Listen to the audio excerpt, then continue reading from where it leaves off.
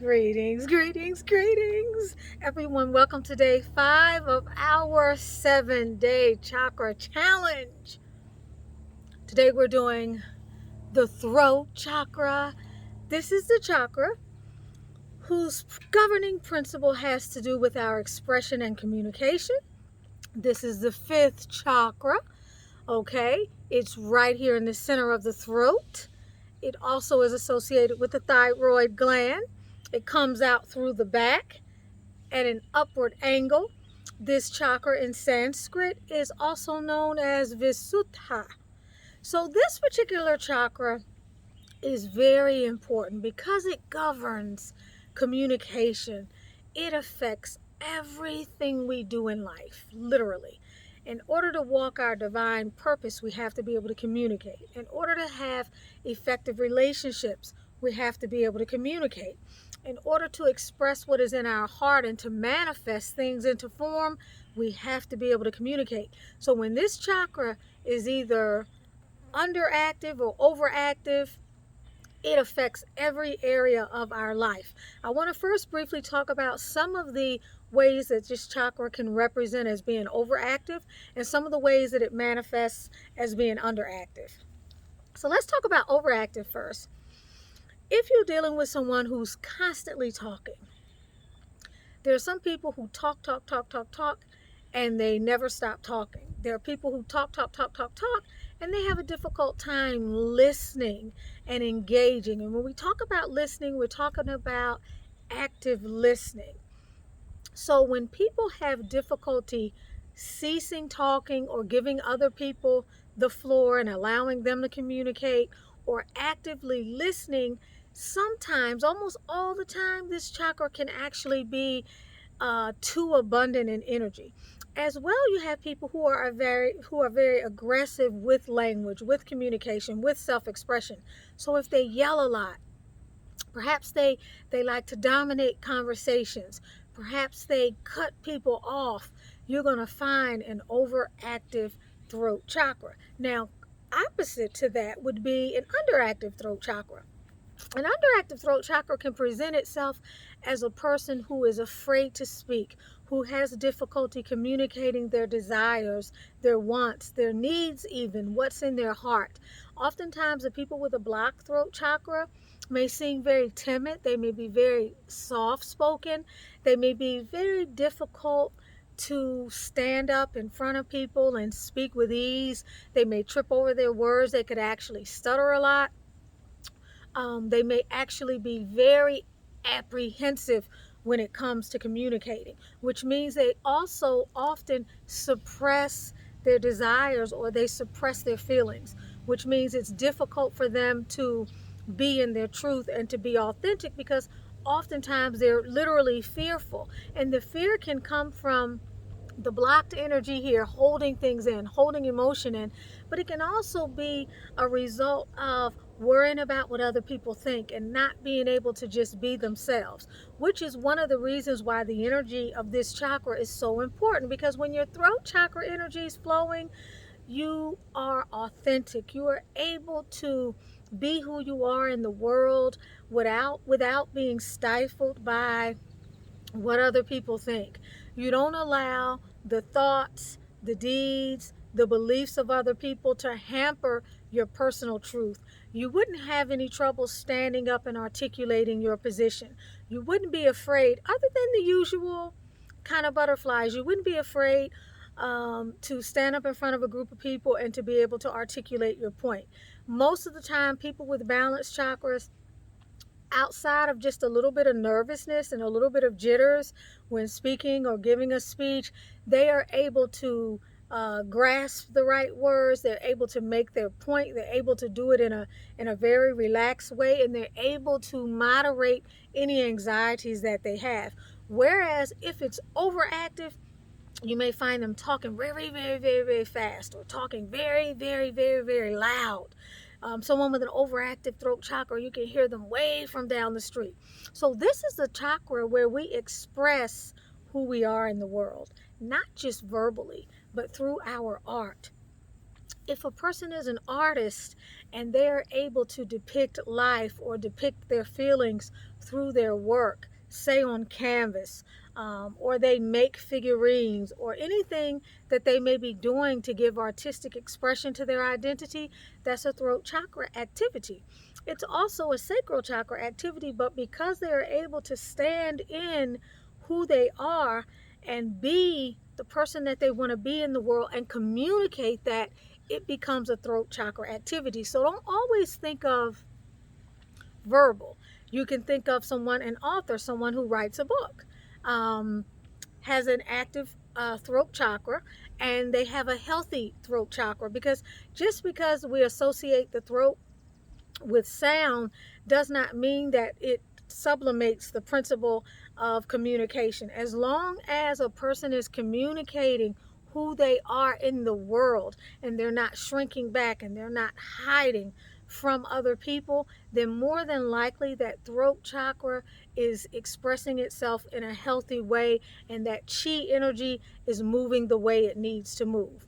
Some of the reasons why this chakra can be blocked, like all of the other chakras, often can have to do with growing up in a home where you were shut down a lot. No one wanted to hear what you had to say, or growing up in a home where perhaps you lived in fear and you were in fear of speaking your mind or saying how you felt about something, or literally too afraid to speak because you were constantly living in fear. And so you became very timid, you became very introverted, you became very shy or unable to articulate. People with selective mutism have throat chakra problems. I used to have a student that had selective mutism, and although that's an anxiety disorder, the student's mom didn't think it was an anxiety disorder. He had been like that for a good part of his life. Well, as he began to get older, after he finished middle school, he began to say 2 or 3 words in short sentences, and then eventually he started talking. Now, as a young adult today, he still speaks fairly soft. He's still fairly soft-spoken, but he was able to overcome those social anxieties, and he was able to speak his truth. So the chakra is all about speaking your truth. Remember, the actions that you take, speak your truth. The words that you say, speak your truth. Your deeds testify of your truth. So although it is vocal, it's not only vocal. Because this area is where the throat chakra is, and we're talking about the thyroid gland, people that have problems with their metabolics, and the root of that being the thyroid gland, oftentimes is going to have something to do with this particular chakra. You'll find somewhere in their development they were not able to express themselves. Usually it has to do with something dysfunctional in that family dynamic when that young person was growing up, who happens to be an old person. Now let's say you as an adult, you tend to have a pretty healthy throat chakra, and you get into a relationship which is an abusive relationship. Someone is always shutting you down. They're criticizing you. They're belittling you. They're making you feel as though what you have to say is not important. And you begin to internalize that, you can actually begin to suffer from a throat chakra imbalance. So it doesn't have to just happen with childhood. But anyway, because we're talking about this area, we're talking about the shoulders, we're talking about the mouth. So TMJ problems, problems with the mouth ulcers, problems with the tongue, problems with the teeth. All right. Ears as well. People who get a lot of earaches and things like that, all throat chakra. So what are some of the things you can do to unblock your throat chakra? If you have difficulty communicating, you can write down what you want to say. You can begin to practice it more. You can speak in an audio. You can practice it with people that you care about. You can sing, okay? Singing is a wonderful way to balance that chakra. If your throat chakra is overactive or underactive, or you just want to keep it balanced, because the energy of this area benefits from liquids, eating foods with a lot of liquid in them, like fruits and vegetables, which have natural juices in them, is very good for this chakra. Also, drinking a lot of water, okay, teas, things like that are very good for this particular chakra. Some of the stones that you can use on this chakra, because this chakra is a light blue color, kind of like the sun, some of the stones would be like aquamarine, lapis lazuli, blue lace agate, celestite, angelite.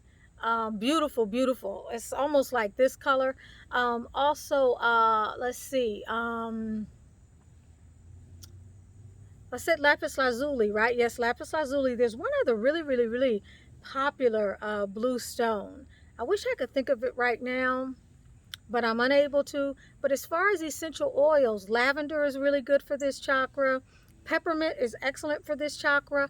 Roman chamomile. So think of lavender tea, chamomile tea, things of that nature. One of the best ways to assist a throat chakra overactivity is to take silent time, take silent days where you just go within and you stop speaking at all. It can be for an hour a day, it can be every other weekend, it can be for a full day or a full few days, but this is a time where you are not talking at all, you're not stimulating any of these muscles here, you're really taking vocal rest. But the best way to get the most bang out of your buck with that is to also go into a meditative space. So in this case, you're not using technology, you're not reading, you're not cooking, you're not working, you're not doing anything. You may be doing something in nature, you could be communing with nature, you could be planting flowers or gardening, you could be hiking or doing something physical of that nature, but